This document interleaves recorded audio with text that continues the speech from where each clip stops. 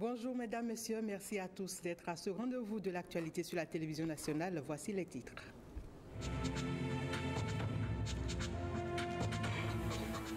L'IDEA présente la gouvernance béninoise comme un modèle. Le secrétaire général de l'Institut, en visite au Bénin, a échangé avec les étudiants de l'université d'Abomey-Calavi à ce propos.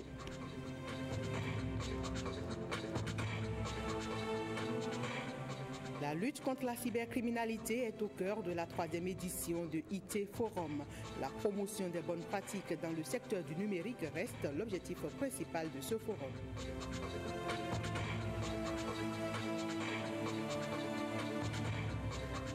Comment sont gérés les médicaments périmés au Bénin? La rédaction du journal télévisé s'est intéressée à la question. Réponse à suivre dans la page magazine de ce journal.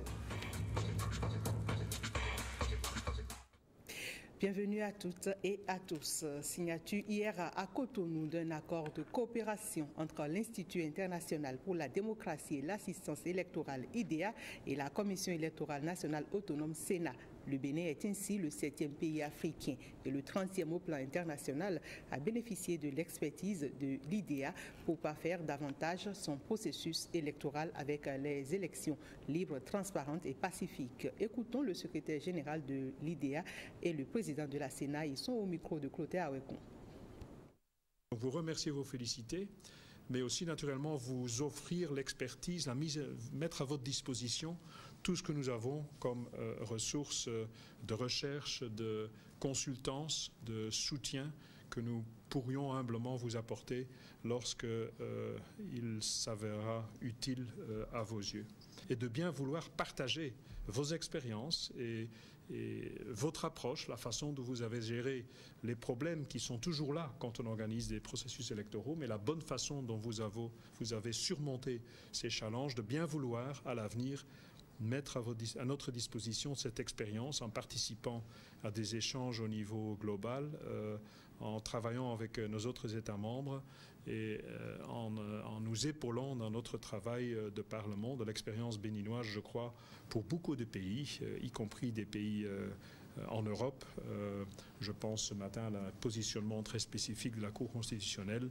Eh bien, cette expérience, ce vécu, cette pratique, ces succès, je crois, sont très utiles à toute la communauté internationale. Il nous était donc indispensable de nous tourner vers vous pour apprendre, pour savoir comment est-ce que nous pouvons nous enrichir de votre expérience pour que nos élections soient des élections de plus en plus crédibles.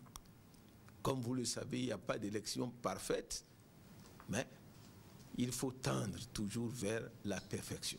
En signant ce protocole de partenariat, nous voulons qu'avec IDEA, nous fassions un grand chemin. D'abord, entre vous et nous, mais un grand chemin qui va nous ouvrir aux autres pays parce que nous voulons bénéficier de leur expérience. On s'enrichit toujours en étant au contact avec les autres. À l'instar de la signature d'accord de coopération avec la Sénat, le secrétaire général de l'IDEA, Institut pour la démocratie et l'assistance électorale, a rencontré les étudiants de l'université d'Abomey-Calavi. Les échanges ont porté essentiellement sur la gouvernance démocratique. Blaise Adampo et Patrick Benou pour le point. Yves Leterme, le secrétaire général de l'Institut pour la démocratie et l'assistance électorale IDEA, est l'hôte des étudiants et professeurs de la faculté de droit des sciences politiques de l'université d'Abomey-Calavi. Cette rencontre répond à l'objectif principal de cette organisation intergouvernementale, celui de promouvoir la démocratie durable dans le monde. Ce qui est important pour nous en tant qu'IDEA, c'est d'être vraiment au service de la population, de la nation. Et donc pouvoir rencontrer des étudiants, des académiciens aussi qui travaillent sur le sujet des élections, la constitution, la démocratie. C'est très important pour donner du contenu à cette coopération et à cette adhésion du Bénin. Le Bénin est à ce jour le seul pays d'Afrique francophone à adhérer à l'international IDEA. Un exemple à suivre en matière de démocratie. Le Bénin a une grande et positive réputation sur la construction de la gouvernance démocratique et donc nous sommes très avides à apprendre à connaître ce pays et ses citoyens surtout. Mais ce qui est important pour moi aussi et pour mes collègues, c'est d'apprendre de l'expérience du Bénin. Nos États membres veulent apprendre de leçons que le Bénin a tirées de son expérience. L'Institut international pour la démocratie et l'assistance électorale compte 30 pays membres. Le secrétaire général de l'International IDEA prévoit une rencontre avec les autorités béninoises avant son départ pour le Sénégal. La ministre des Affaires étrangères du Ghana est également à Cotonou et elle a été reçue hier après-midi par son homologue du Bénin, le ministre Aurélien Agbenossi. La chef de la diplomatie ghanéenne est notamment porteuse d'un message du président Nana Akufo-Addo. On l'écoute à l'issue des échanges qu'elle a eus avec le ministre des Affaires étrangères et de la coopération. Le ministre est arrivé juste pour rendre une visite à son compatriote ici et en plus pour approfondir les relations bilatérales entre le Bénin et le Ghana. En plus, elle a aussi envoyé un message de notre président du Ghana à votre président ici et espère qu'on va améliorer la collaboration entre les deux pays. Le Bénin poursuit ses discussions avec la France pour le retour au bercail des biens culturels et historiques pillés pendant la période coloniale. Le sujet a fait l'objet de la visite que le chef de la diplomatie a effectuée en France. Aurélien Agbenossi a fait le point de ces négociations avec les autorités françaises. On l'écoute. Vous savez très bien que depuis quelques mois maintenant, nous avons entrepris de discuter avec nos amis français de la question de la restitution des biens culturels du Bénin. À l'issue de cette correspondance adressée au gouvernement français, j'ai reçu une réponse du ministre Ayrault qui m'a indiqué clairement qu'il avait conscience de la valeur historique et culturelle de ces biens pour notre pays et pour l'ensemble des Béninois, qu'il partage notre souhait de mieux les faire connaître, mais il pense que ces biens ont été intégrés de longue date, parfois depuis plus d'un siècle, au domaine public mobilier de l'État français et que par conséquent leur restitution n'était pas possible en raison de leur incessabilité, inaliénabilité et d'autres raisons encore. Je pense que ce sont des arguments qui normalement ne résistent pas à l'analyse qui est la nôtre et j'ai donc entrepris, sur instruction du président de la République, de rencontrer les autorités françaises. Je voudrais rappeler à la presse que déjà le 12 décembre, le chef de l'État, dans un entretien avec le président François Hollande, auquel j'ai participé aux côtés du président, avait évoqué la question. Et le président François Hollande a eu la grande sagesse de proposer que l'on mette en place une commission mixte entre nos deux pays donc pour discuter des modalités de mise en œuvre de cette revendication pour que nous puissions trouver des avenues puisqu'il y a plusieurs solutions possibles. De ma conversation avec le ministre français des Affaires étrangères et du développement international, je retiens une impression d'ouverture. Donc je crois que l'espoir est permis. Encore une fois, c'est dans une démarche de coopération, c'est dans un dialogue très intelligent de part et d'autre que nous allons y arriver. Donc pour moi, l'espoir est permis parce que j'avais en face de moi une personne qui comprenait très très bien ce que nous voulons et ce n'est pas la première fois que des biens sont déclassés, des biens qui sont intégrés dans le patrimoine français sont déclassés. Ce n'est pas la première fois que des biens sont mis en dépôt. Ce n'est pas la première fois non plus qu'il y a eu des restitutions pures et simples. L'histoire est jonchée de cas et d'exemples. Donc je suis assez optimiste quant à l'aboutissement de notre démarche, mais cela nécessite du travail, cela nécessite de la sérénité, cela nécessite de la confiance mutuelle et je crois que le ministre français des Affaires étrangères et moi-même, nous faisons confiance et cela, à mon avis, devait permettre d'avancer assez bien. Restons avec le ministre des Affaires étrangères qui a conclu au nom du Bénin ce lundi à Paris un accord cadre avec l'UNESCO. Il s'agit d'un nouveau modèle de coopération qui permet à notre pays de faire des choix pour ce qui concerne les domaines d'intervention de l'UNESCO au Bénin. Et c'est le chef de la diplomatie béninoise, Aurélien Agbenossi, qui a procédé à la signature de cet accord cadre. On l'écoute à nouveau, il est au micro de Renoir Capo et Jean Nombimé. J'ai signé avec Madame Irina Bokova cet accord. C'est une nouvelle modalité de coopération que l'UNESCO a mise en place, que nous avons étudiée, que nous avons examinée et qui permet au pays de faire les choix presque à la carte de ce que l'UNESCO peut faire avec nous.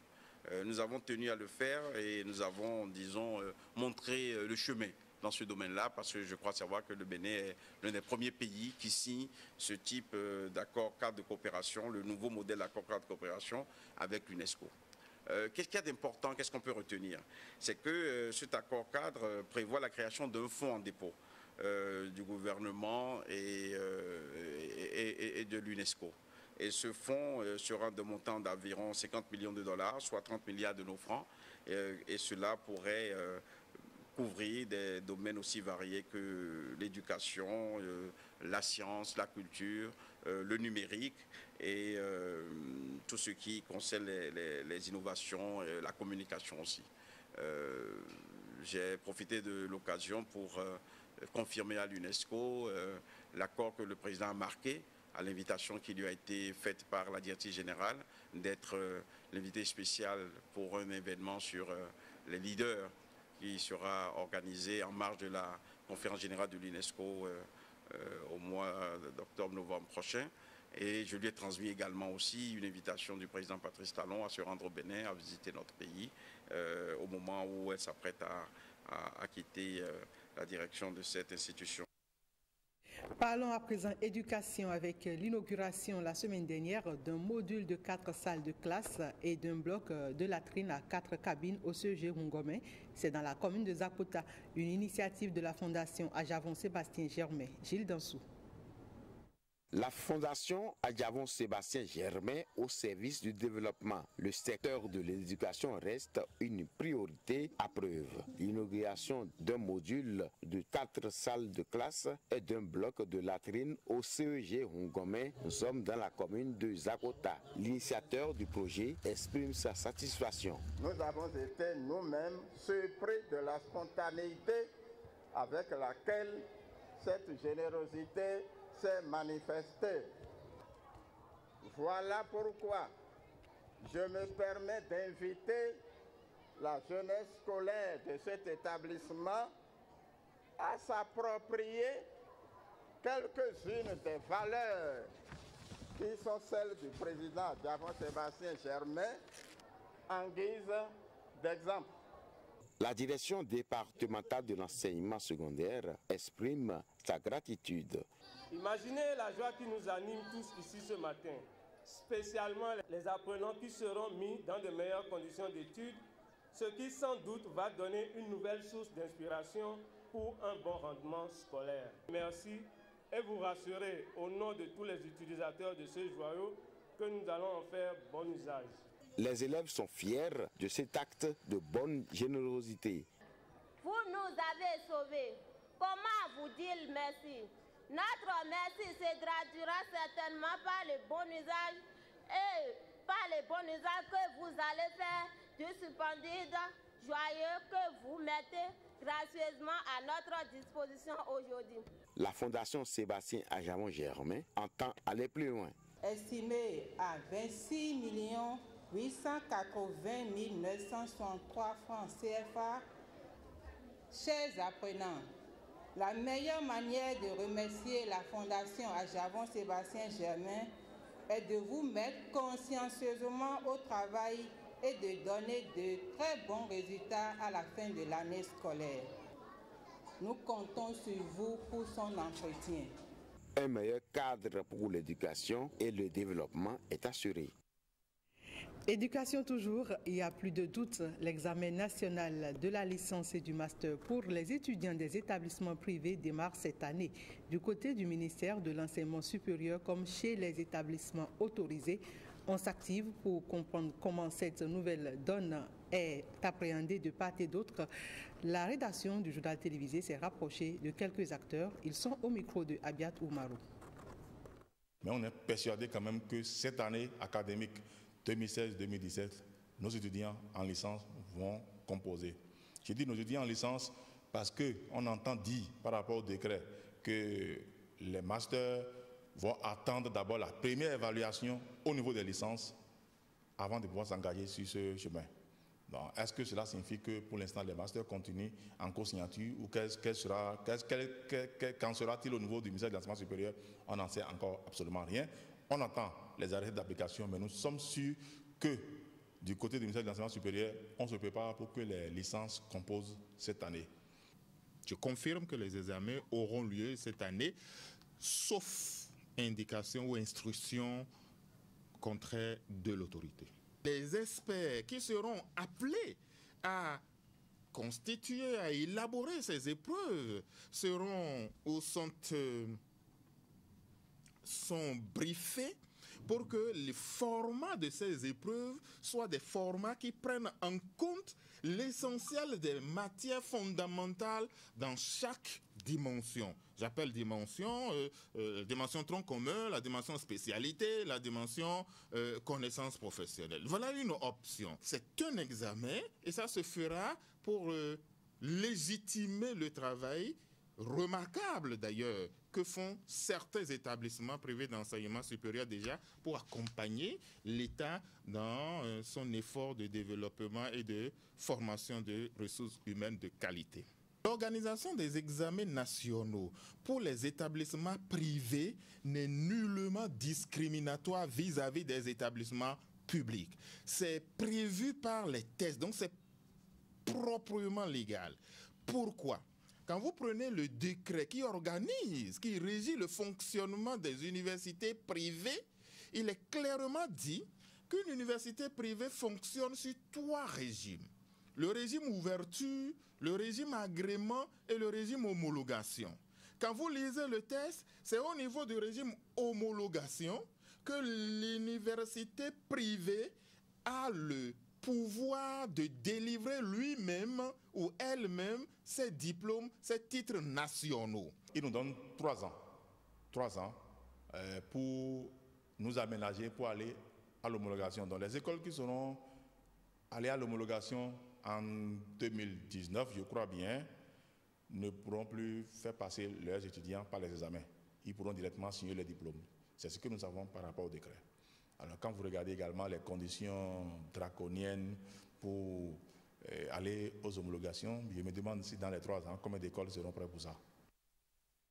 La cybercriminalité et la confiance numérique, 2 piliers de la transformation numérique. C'est le thème de la 3e édition de l'IT Forum qui s'est tenu hier à Cotonou. Un forum qui vise à promouvoir les échanges et les bonnes pratiques du secteur du numérique au Bénin autour de la cybersécurité. Enoch Akbo, Précieuse, Akwaronou et Alexis Kenom pour plus de précisions. Combattre la cybercriminalité et offrir un environnement digital sécurisé à l'ère du numérique aux utilisateurs, c'est la préoccupation qui a réuni les IT managers, les sociétés de services d'ingénierie informatique et les experts des technologies de l'information et de la communication. Dans une nation moderne virtuelle, ordinateurs et réseaux puissants, éléments critiques d'infrastructures qui en résultent, des cyberattaquants peuvent utiliser leurs ordinateurs, les connexions pour endommager ou détruire les infrastructures dans lesquelles les citoyens avaient confiance. La cybersécurité est donc un sujet important pour les personnes physiques, morales et plus globalement pour toute la nation. Pour construire une stratégie de défense et procéder à une transformation numérique efficace, beaucoup d'efforts sont à déployer. Que les autorités intègrent dans tous les programmes du numérique la dimension de la sécurité pour que chaque projet informatique puisse être accompagné de dossiers de sécurité qui adressent les risques et les moyens de les minimiser. Il est aussi opportun de penser à avoir une culture de risque au niveau national pour arriver à construire un plan de défense cyber. Coopération Sud-Sud, le Bénin et le Congo-Brazzaville veulent développer un brassage culturel. L'initiative était au cœur d'une séance de travail entre les ministres du Tourisme et de la Culture des deux pays. La rencontre a eu lieu dans les locaux du ministère du Tourisme et de la Culture à Cotonou. Blaise Adampo. C'est une séance d'échange entre le ministre de la Culture béninoise et son collègue du Congo-Brazzaville. Cette rencontre a permis d'explorer le potentiel culturel des deux pays et de développer un partenariat en matière de promotion de la culture. Nous avons échangé sur plusieurs points, sur la littérature, sur les relations culturelles entre le Congo et le Bénin. Nous nous sommes projetés sur l'éventualité d'avoir des projets en commun. Nous avions pris l'opportunité d'échanger avec le ministre de la Culture du Congo et de voir un peu la vision que chaque État a de la culture. Et nous avons remarqué tout simplement que, je ne sais pas si c'est eux qui nous trichaient ou bien si c'est nous qui trichions le Congo, mais nous sommes tous en parfaite harmonie. Et c'est ça, la coopération Sud-Sud devait aller dans ce sens-là. Il ne faut pas attendre qu'on vienne nous demander d'inviter le Congo à un forum. Les deux ministres ont également échangé sur l'expérience béninoise en matière de protection des droits de propriété intellectuelle à travers le cas du BUBEDRA, Bureau béninois des droits d'auteur. Ange Nkoué a saisi l'occasion pour inviter Léonidas Karel Motom Marmoni au forum sur les droits d'auteur qui se tiendra le 19 avril prochain à Cotonou. Faisons à présent un tour dans les pharmacies à Cotonou pour savoir ce que deviennent les médicaments périmés retirés des officines. Y a-t-il des dispositions pour encadrer la gestion au niveau des pharmaciens et aussi des formations sanitaires? Les réponses à toutes ces interrogations, c'est à travers ce magazine que nous propose William Tchoki. Des officines de pharmacie. Des cartons remplis de produits pharmaceutiques périmés et avariés. Pharmacie de la vallée de Lomé. Ils viennent tout droit de la pharmacie de la vallée de Lomé. C'est dans l'arrondissement d'Azoulissé, commune d'Adjoum. C'est le mari de notre consoeur, pharmacien qui nous apporte ça. Ça fait près de 900 000 francs de médicaments qui sont en valeur, qui sont périmés. Et c'est toute une liste qu'on a amenée qui va être accompagnée d'une demande. Et le directeur, le DPMED, va certifier que c'est périmé et nous délivrer un certificat. Un geste qui consiste à vider des réunions des officines des produits ayant atteint leur date limite d'utilisation. Nous n'allons pas vers les pharmacies, mais il y a un planning au niveau de chaque officine, de chaque structure qui s'occupe de la gestion des médicaments. Et dans ce planning, il sait la périodicité dont il doit disposer pour procéder au retrait de ces périmés. Mais parallèlement, il est tenu de le faire, le pharmacien gestionnaire, parce que nous avons des inspections périodiques et imprévues même. Et le jour où on va constater qu'il y a un périmé dans les rayons, il y a des amendes par rapport donc, à ce pharmacien. Il faut qu'il paie les amendes. Les amendes sont définies donc, toujours dans nos tests. Nous restons dans les limites des tests réglementaires. Ça varie donc de 500 000 jusqu'à 5 millions de francs CFA. De façon périodique donc, ils sont amenés, ces responsables d'officine, à se conformer aux recommandations de l'OMS, encadrées par un guide de gestion des déchets pharmaceutiques au Bénin. Les médicaments périmés sont généralement collectés et à la fin de l'année, on fait le point de tous ces médicaments, une liste qu'on adresse au ministère de la Santé qui nous fait la facture, le montant qu'on doit payer pour pouvoir procéder à la destruction de ces médicaments. Est-ce que parfois il vous arrive d'oublier ces médicaments périmés dans les rayons? C'est interdit. C'est contre notre déontologie. C'est interdit. Il peut y arriver qu'un particulier trouve un médicament, on le sait, des médicaments périmés. Mais c'est des conditions très très rares. Voici l'un des magasins de stockage de ces produits pharmaceutiques périmés en attente de destruction. À ce niveau aussi, toute une procédure pour réduire les effets néfastes sur l'environnement. Aujourd'hui, maintenant, on n'apporte plus de médicaments pour aller brûler à l'air libre. C'est même interdit par l'OMS, puisque ça émet des polluants toxiques. Donc, et ça pollue l'environnement. il y a une stratégie, il y a une seule méthode que nous adoptons. On appelle ça la méthode d'encapsulation, où donc il y a donc des incinérateurs qui ont doté donc de ces équipements et qui servent donc à faire la destruction des médicaments. On évalue à environ 100 mètres cubes le volume de médicaments périmés récupérés par an sur toute l'étendue du territoire national. Une masse de déchets pharmaceutiques sortis des officines, mais il peut y avoir des oublis. Vigilance donc à la clientèle. Cotonou abrite du 30 au 31 mars un atelier régional sur les bonnes pratiques agricoles et des technologies de post-récolte. Ce rassemblement d'experts de divers horizons permettra de faire le point sur l'état du coton dans 4 pays de la sous-région. Mylène Fanou et Wenceslas Samoïmou. Augmenter durablement les revenus des femmes et hommes impliqués dans la production et la transformation du coton. C'est l'objectif de cet atelier régional. En organisant le présent atelier, le projet USAID C4CP offre aux partenaires régionaux que vous êtes un cadre d'échange et de partage d'outils coproduits au cours de la première année de mise en œuvre avec ses partenaires nationaux. Le projet Partenariat pour le coton au Bénin, au Mali, au Tchad, au Burkina Faso est le deuxième dans le secteur du coton.